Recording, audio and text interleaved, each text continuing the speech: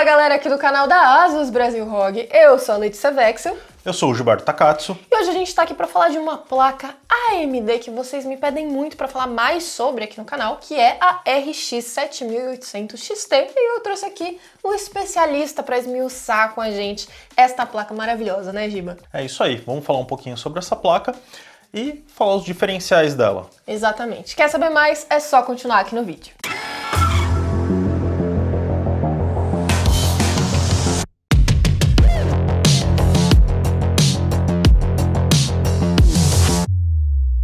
Bom, gente, a gente já tem um vídeo aqui no canal falando dessa placa de uma maneira um pouquinho mais geral. Mas, como vocês me pedem bastante, e essa placa, ela é uma placa sensacional, que recebeu inclusive novidades aí na Gamescom, eu resolvi fazer mais um vídeo junto com o Giba agora pra gente falar aí realmente das questões de performance, aquele techniquez, aquela coisa um pouquinho mais difícil de entender. Então eu recomendo que assim, se você não assistiu o outro vídeo, assista ele primeiro, que lá você vai ter um pouquinho mais de contexto sobre essa placa aqui de maneira geral. Depois você vem aqui e acompanha com a gente essas especificações um pouquinho mais profundas, vamos dizer assim, né, Giba? Exato. Então, gente, Giba, a primeira coisa que eu queria pedir para você é explicar essa placa aqui, não exatamente comparando, mas a gente posicionando ela aí num ranking de placas, aonde que ela está localizada? É uma placa que é mais para um perfil assim bem high-end, uma placa intermediária, uma placa baixa? Como é que a gente tem essa aqui nessa situação? Então, vamos lá. A 7800 XT, ela está posicionada com uma placa intermediária, tanto que ela é cotada para ser utilizada com monitores 1440p. Né, que é o monitor que a gente fala que é 2.5K. Então, que é inclusive um baita diferencial dessa placa aqui, né? Que a gente tem uma placa aqui, no caso, uma dual, que chega em 1440p, que é super legal para quem joga e principalmente jogos competitivos. Exato, e principalmente para quem tem um gabinete um pouco mais compacto, né? Então você tem alta performance, né? Não é um produto topo de linha, né? Ultra performance, mas é um produto que entrega uma boa performance numa qualidade muito boa, que é um monitor 440p. Lembrando que o 4K você não consegue jogar competitivo, né? É muito mais difícil. Impossível. Você vai ter que ir para um nível ultra high-end, né? De placas de vídeo, de processador, né? O seu conjunto de total tudo, ali né? vai de ter tudo. que ser, né, bem melhor. E geralmente os jogos competitivos são 1080p, né? Então, tanto que os monitores acima de 240 Hz são todos 1080p. A gente ainda não tem, né, monitores... tá saindo uma coisa ou outra ali, Estamos chegando lá, mas é um cálculo muito complicado. 1440p, mas daí pra cima é tudo 1080p.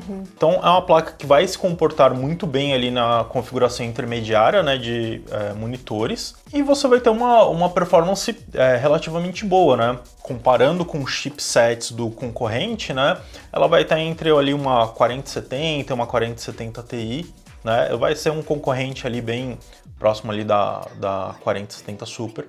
Então eu acho que é uma categoria muito boa. Isso tudo que você falou, Giba, eu acho sensacional a gente pontuar, principalmente a questão dos 1440p, mas eu queria que a gente falasse também um pouquinho sobre a questão do overclock, porque a gente tá aqui com um modelo que é overclock, a gente tem o GPU Tweak 3 aqui também funcionando nessa placa, a gente tem aí também possibilidades de inteligência artificial no futuro, muita coisa para vir para essa placa aqui também, para continuidade aí de jogos AAA, enfim, tudo que você for jogar com esse modelo de jogo aqui. O que a gente pode pensar e esperar dessa placa num setup intermediário quando a gente está falando de overclock, por exemplo? Um cara que assim, pô, eu fiz um setup aqui, ele tem uma boa configuração, ele tá funcionando legal, mas eu quero aproveitar a possibilidade do overclock, mesmo eu não estando no high-end. O que a gente tem aqui? Essa placa é uma versão AC, né? A gente trouxe para o mercado a versão AC. Então ela já tem um clock de base bom e com o GPU Tweak a gente consegue ativar o perfil de overclock, né? O perfil de overclock é pré-setado, você só ativa um botão ali e já altera as configurações de clock da GPU. E se você quiser torcer um pouquinho mais, você consegue também, mas daí você cai num problema de temperatura. Como é uma placa dual, ela não é uma Strix, né? Não é uma versão totalmente preparada para isso, você consegue melhorar, ter um pequeno ganho, mas eu acho que não vale muito a pena você torcer o overclock dela na mão, porque senão você vai começar a ter problema de temperatura começa a dar travamento no jogo, travar o seu setup, reiniciar, então o perfil de overclock eu acho que já é suficiente. Que é justamente dado pelo GPU Tuic 3, né? Que quem não conhece, gente, GPU Tuic 3 é um software aqui da ASUS para você mexer nas configurações do overclock ou da sua placa de vídeo num geral, assim. Então você baixa esse software, ele vai analisar ali o seu setup, vai entender qual que é a placa que está instalada no seu setup e já vai te dar um monte de configurações para você mexer em várias coisas. Então baixe aí no seu PC que eu tenho certeza que você não vai se arrepender. Porque é interessante, né? Essa placa ela já vem com um boost clock padrão de 2.475 MHz. Quando você ativa o perfil de overclock, ela vai para 2.520. Então ela já tem um salto de performance ali. Um salto considerávelzinho até, né? É, uma placa porque... do perfil dela. Exato. Lembrando que o overclock em placa de vídeo é muito mais difícil você fazer do que um processador normalmente, né?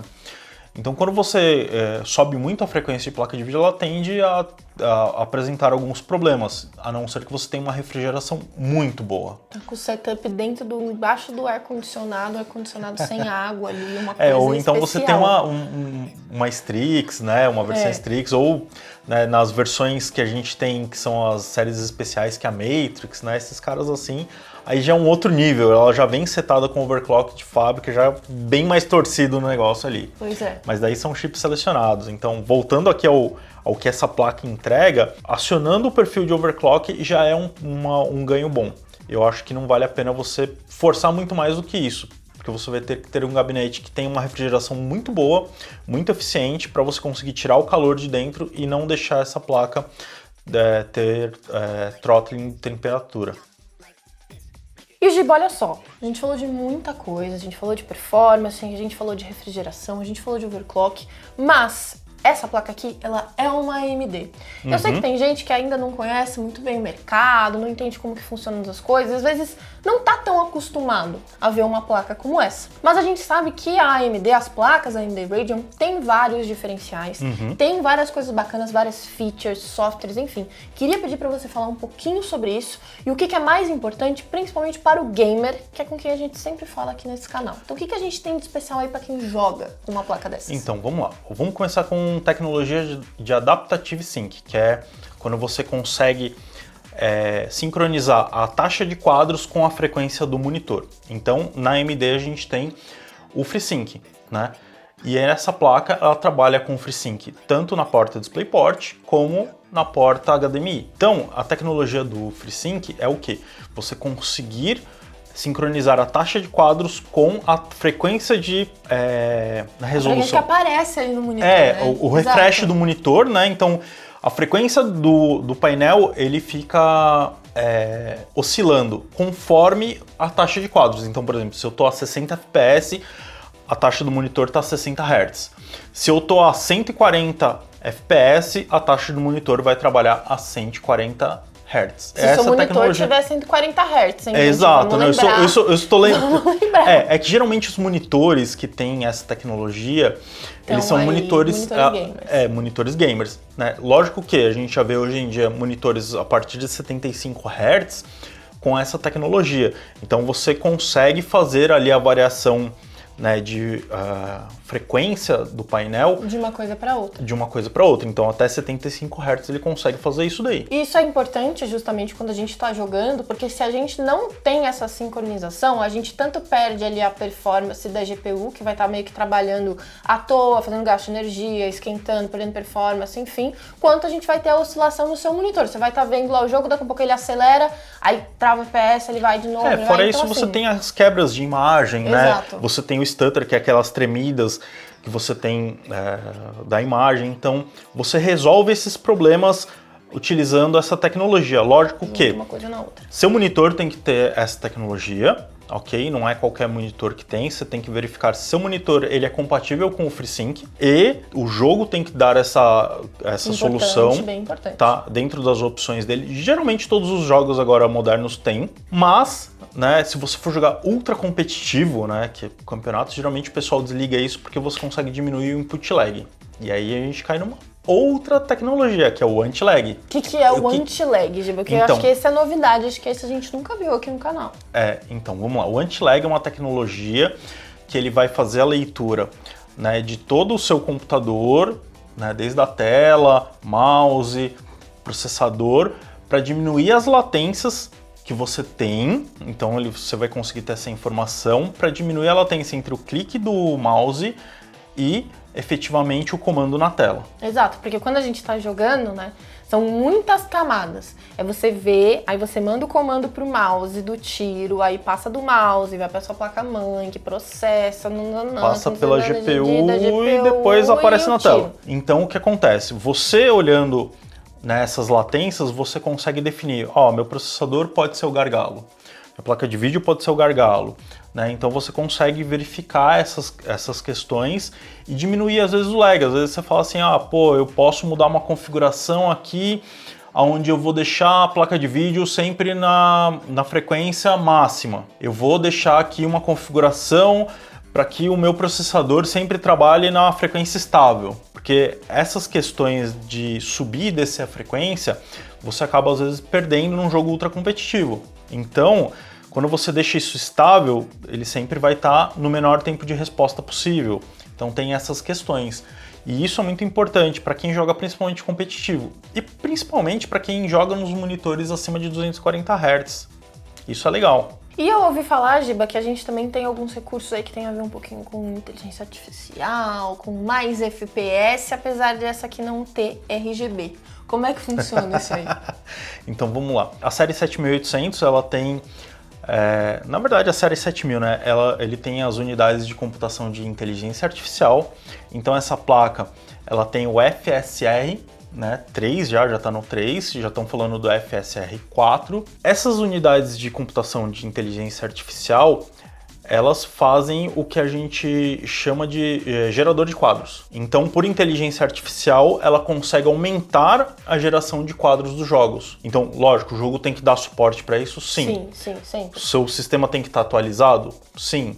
O driver também? Sim. Mas você consegue, ativando esse sistema, você consegue melhorar a qualidade. Então, ele vai fazer o sistema de Super Resolution, né? Então, ele vai fazer um upscaling, melhorar a imagem no upscaling e gerar mais quadros. E isso é muito interessante, porque às vezes você tem um jogo ali que é super pesado, no caso do Cyberpunk, por exemplo, que é um jogo ultra pesado. Exemplo para isso. Ultra pesado. Você ativando o FSR, você ganha quadros. E aí, tipo, sei lá, pra mim 30 quadros por segundo é horrível de jogar. Horrível. Hoje em dia não dá mais. Antigamente a gente jogava um LOLzinho 30 FPS e ia. Hoje em dia não vai mais. Eu vou te falar que na minha experiência lá atrás, quando tinha lá os meus primeiros computadores gamers, cara, a gente jogava Doom no 386, que era PowerPoint. Então era um quadro, outro quadro, outro quadro. Meu Deus do céu, cara. Era muito engraçado. Meu Deus do céu.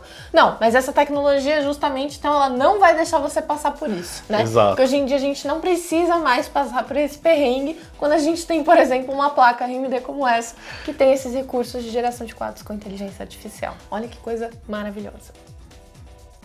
Mas, gente, hoje esmiuçamos aqui um pouquinho alguns diferenciais muito bacanas desta placa de vídeo. Se você ficou com alguma dúvida, deixa pra gente aqui nos comentários que a gente tá de olho e a gente vai respondendo vocês. Giba, meu querido, muito obrigada por vir aqui para a minha incrível bancada falar dessa placa maravilhosa. É sempre bom recebê-lo aqui. Obrigado. E, gente, um beijo e eu vejo vocês no próximo vídeo. Tchau, tchau.